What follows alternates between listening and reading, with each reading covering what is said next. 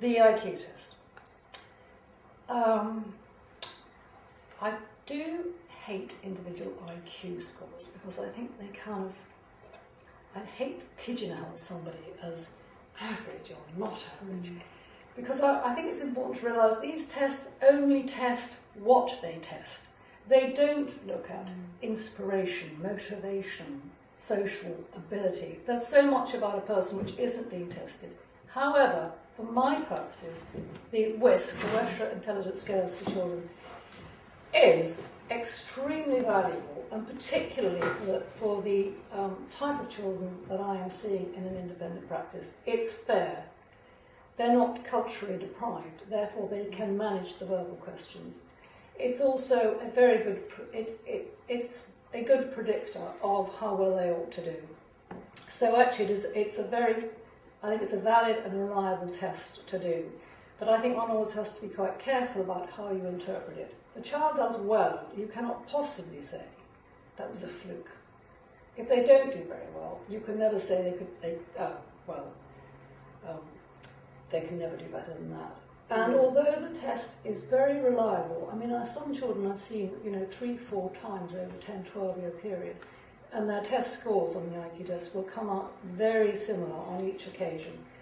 I also know that children who are at a low F because they are really not doing well in school can come and really not do so well. When I worked at Fairley House, where many of the children who came for assessment were having a tough time, their IQ score, that when I reassessed them as they left, they would very often have a higher score, and I think that was down to just them feeling better about themselves and more willing to have a go.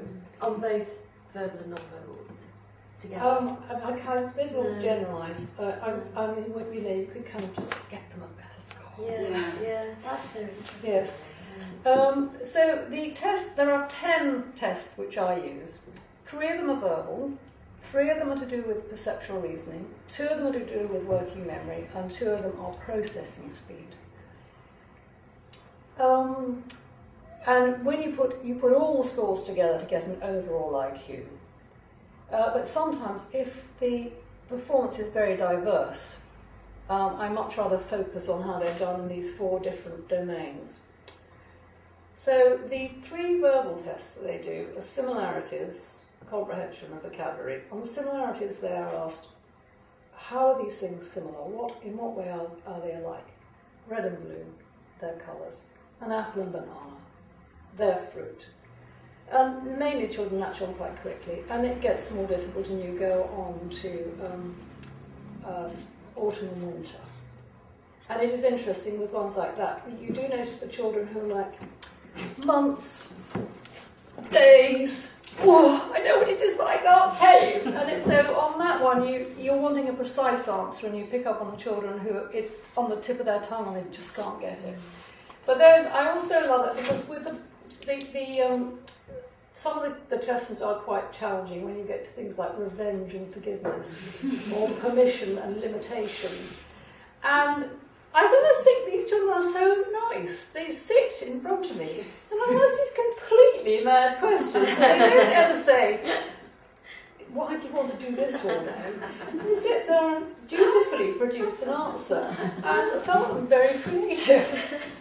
So the similarities is basically verbal reasoning, and it's not something they're often asked to do. So you really are seeing not what they've been taught, but how quick they are to make connections. Vocabulary, they're asked to give word definitions, and again that does pick up on children who have difficulty explaining themselves, because you can pick up one. I'm not looking at their language, I'm scoring them for the correctness of their answer, and I don't actually care how they say it, but I am aware if their grammar is very scrambled, because you might then suggest that they see a speech and language therapist. But it's also interesting, because you know where people have been holidays, when they have to give definitions, but you give ancient, pest. I always like when you get this ones who say, well, there are 2 forms of pest, and then island. And it's like, he's been to a tropical island recently. It's one of those places you fly to, it has palm trees. So vocabulary also is interesting, because very often children who don't read very much, after a certain stage, their vocabularies are much further down. Reading does make a big difference. And then there's comprehension, which they have to give longer explanations. And again, it's this set of questions which hop from one topic to another, like why do cars have seatbelts? Why is it important for the police to wear a uniform? And you get some wonderful answers to that, so they know who they are. so the burglar can run away. And that, again, goes up to much more complicated things like why is freedom of speech important in a democracy? And every now and then you get a 9 or 10-year-old who will give you a very good stab at that. And you kind of, wow. Because these are not things that any of these taught, but it's really information they have picked up from the world around them. And if they've absorbed information, I'm sure some families are more discursive at mealtimes than others, but it's always fascinating, the ones who've picked up information and then can put it into the context of working with me and produce a good answer. So that's the 3 verbal. Then we go on to, are you all right? We're all right for time? Yeah. The non-verbal. And the 3 tests here, one is called block design, and I give them some red and white cubes that they have 2 red sides, 2 sides are red, 2 sides are white, and 2 sides are half red and half white, and they have to match these cubes to some 2D patterns that they see on the page. And again, what's interesting here is that children who have difficulty with block design very often have difficulty with maths. And I think there's very much to do, maths can very often feel almost tangible, can't it? You can kind of, when you're thinking of a problem, it's difficult to describe, but it's almost spatial, isn't it? Mm. And also a lot of maths is to do with patterning and repetition. And it's fascinating because not only is it interesting to see which children drop the bricks on the floor and really have difficulty, they put it the right way and then they knock it over. Mm. So the hand control is very evident there if they're having difficulties. But sometimes just they haven't a clue about top, bottom, left, right orientation, how to in their mind's eye cut up the visual pattern and then reconstruct it. Is the 2D in front of them vertical or is it flat? It's flat. Yeah, it's flat. And then the next one. How many blocks do they have to? They start off with 4. Okay. And then they go on to 9. So the first one is 1, 2, 3, 4, and then it's 3 rows of 3. I'd be rubbish at that. Yeah. I'd be going like that, trying to match this. I can appreciate that. I'm sure practice does help. But I mean, it's also the children who say, "Oh, I've done. There's lots of this." Then yes, they're fine to begin with, and then the moment they get to somewhere below the level they ought to be, the problems. Is it something you can train a child to do if you brought games that were... Yes, and I think one of the things you can absolutely do is for a child who doesn't kind of see in their mind's eye, you can talk them through. One of the things helpful with that is particularly if they're good on language, is actually give them a language. What cube do you think is at the top right? Have you ever come across Mosey blocks? No. They are fun. Have you got them? No. They are a set of blocks, and they are designed so you attach language and you're very systematic. I won't go on about Mosey blocks, so you could do an hour on Mosey blocks, but they are absolutely terrific for teaching children to attach language to spatial things. Yes, they're fantastic. And children absolutely love those. I mean, I've got grandchildren that plead to use those. The picture on the top, which has been done, was done by one of the children. The one with the black and white squares. But it's just what they have to be completely systematic. They're not allowed to rush at this. They have to look at the picture. They have to analyse it. How many cubes do you need that are red and black? Right. How many have got a curve on the corner? I won't go on about the But you would teach them by talking them through. Yes, so talking through is good. Then they do picture concepts, and so quite often the child that can't do block design finds they can do a non-verbal task when it's just to do with pictures. And here they see initially 2 rows of pictures, and they have to pick one picture from the top line to match it with one picture from the bottom line. So in the first example, there's a tree on the top and a tree at the bottom. But those the links between the pictures get more and more obscure, and then they go on and they actually have 3 lines. So you have to pick a picture from one picture from each line has a linking concept. So it might be, for example, on the top you might have a hose pipe, and then in the middle a kitchen sink, and then on the bottom a kettle with steam coming out of it, and that's all to do with water. But that's interesting because once you get 3 lines, there might be a bowl of fruit on the bottom line, there might be cherries on the bottom line, and a banana on the middle line, and the impulsive children go, oh, cherries, banana. Oh, well, there's a comb on the top line. You could be brushing your hair while you eat fruit. And look, finish, go on, let's do the next one. And other children are very persistent, and they see this doesn't make sense, and they go back and they'll work it out again. And the third non-verbal is called matrices, and it's again logical deduction. You're completing a pattern. You're given several options, but I should have brought some pictures, but I haven't. But anyway, children then have to try out different variables in their mind, and it really is seeing how well can they problem solve and deduce. And what I find is that if some children are good at all 3 of them, or bad at all 3, but very often if you get a child who's bad on block design, very good on pictures, there'll be somewhere in the middle with the matrices, because it's partly pictures and partly designs and shapes. Then the next important bit is working memory. And really, as I'm sure all of you teachers are so aware, that children who've got difficulties in the classroom so often have incredibly poor working memory. And a huge amount of work has been done really recently. There's some very good books that have come out. Susan Gathercole, done a very, very good book on working memory. Working memory is a bit like the mental whiteboard. And when you're talking about auditory memory, short-term working memory is what you can remember in the very short term. So therefore, if a child has a poor working memory, they are going to forget what they've just heard much more quickly than a child with a good working memory. So if a child with a poor working memory has the teacher saying, now children, get out the blue book from under your desk, put it on the top, do the date on the right, do the title in the middle, do the margin, turn it upside down, and then start.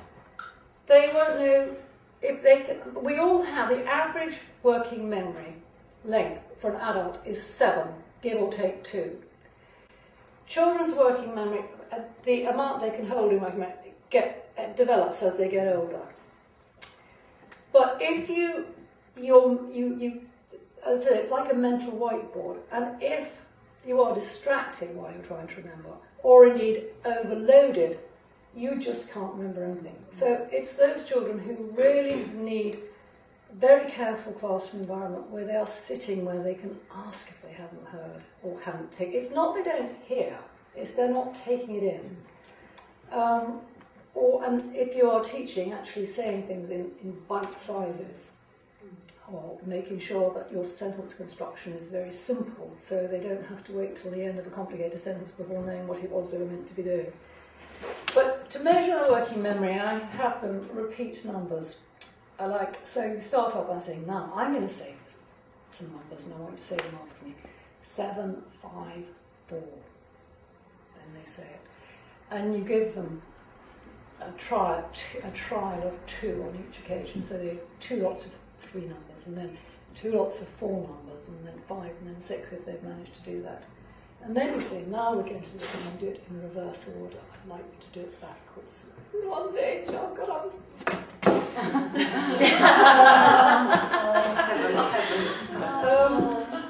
And then some of them even know they haven't got a good working memory. Say, oh no, I can't do that. Some of those children who can manage the digits forwards have an absolute disaster on digits backwards, and you really know then it's that although they can hear it and take it in if it's just in ordinary sequence, the minute they have to hold something in their mind while manipulating it or working on it, then they're in trouble. For example, mental arithmetic. You've got to hold on to several facts before you do the sum. And indeed, the other test that forms part of working memory is arithmetic. And maths problems are read to them in word form. So there are math problems which are things like Mary earns £30. She spends half of it. Magazines cost £5 each. How many magazines can Mary buy? And it's very interesting because actually some children who know they are good at maths and it is the one thing they are good at, but don't have a good working memory, will kill themselves to do well on this test. And I still don't quite get it. But very often the children with poor working memory, what happens is I read the question, start my stopwatch, they've got 30 seconds to do it, and very often they'll say, could you say it again? And then once you've said it the second time and they know what they're watching out for, they can sometimes, if they're good at maths, get it very quickly. But I try and always make a note of the ones that need things repeated.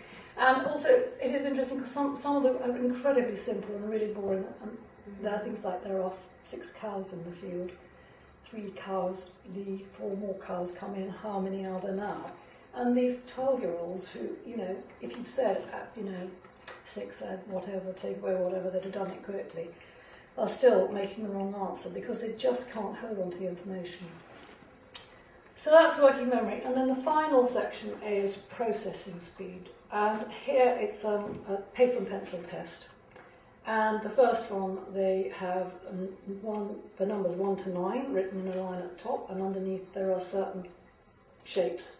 And so each number has a shape attached to it, and they then have 2 minutes to fill in the boxes below some lines and numbers, and they have to look up, find it, look down, put it in. So if you have difficulty looking up and focusing and then transferring the information down, or indeed if your hand-eye coordination is poor, or indeed if your concentration is poor, you don't do well. And it's my job to try and work out which of those 3 things is the problem.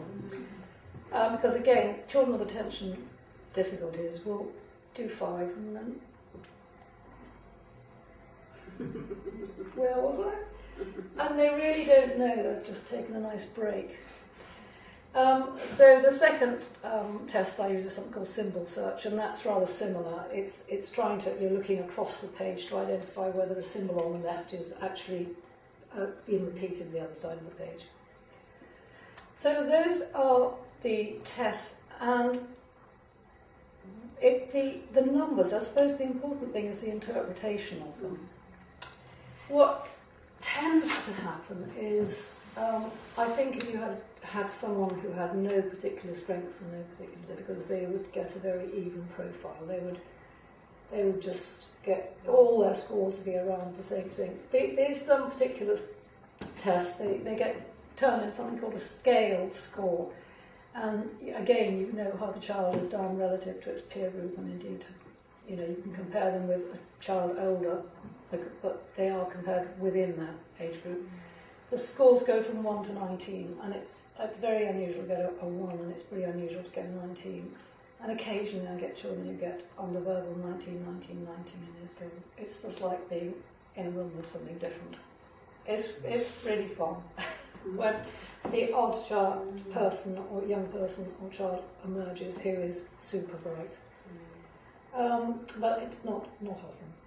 But so when I say the scores would be even, if somebody was absolutely average and didn't have strengths and difficulties, you would expect them to score 10 on each one.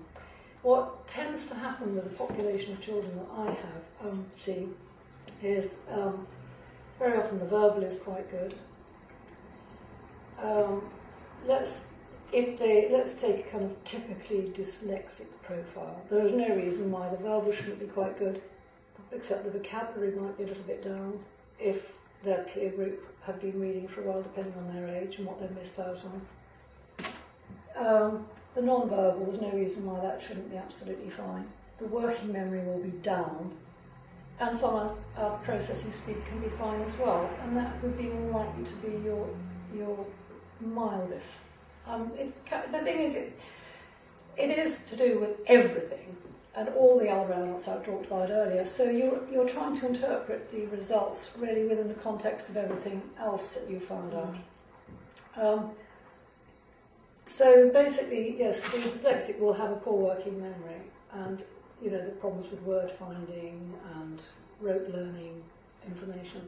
The child who is dyspraxic is likely to have problems with the block design and the coding. They might do very well on the verbal, and on the non-verbal, except what design. They might have a perfectly good working memory, but they might have difficulty with coding. And then there are children who will do very well on both in a sense, the verbal tests and the perceptual reasoning are both more to do with just pure intellect. You know, how quick are you? How quickly do you make connections? The working memory and the processing speed are how you process incoming information. And so sometimes when you get children who are high on thinking, but their information processing is low, you know they can't demonstrate what they understand in the classroom. They don't take things in very easily. And if they're slow on the hand-eye stuff, they're very often those children who've got appalling handwriting as well. They may not be dyspraxic, but they can't get it down. And you kind of feel that life is very frustrating for those children. They don't have the kind of information processing skills that they need within a work situation. And so, anyhow, I thought I could go on forever. So I've way gone over time. So after that, I see parents and I give them feedback, and they clarify what they want to get out of the assessment. I give them feedback of what the child's done. Hopefully they say, yeah, that's the child we know. Yes, you've got it. And yeah. And then the main thing then is saying, well, what next? And that can be anything from, look, you need a speech and language therapist, you need an occupational therapist, you need to take them to a special school, or you need to just a little bit of fine-tuning. And then they get a report. And then I'm permanently being told I don't understand it, which is mortifying because I like to think that I and my associates do write in reasonably plain English. But I think the main thing is with those test results, the scores are not, it doesn't really matter if they understand scores or not, it's actually implications. And hopefully you as teachers are pretty good on understanding what scores mean and can also help them with it. So that's it. Well done. Thank you.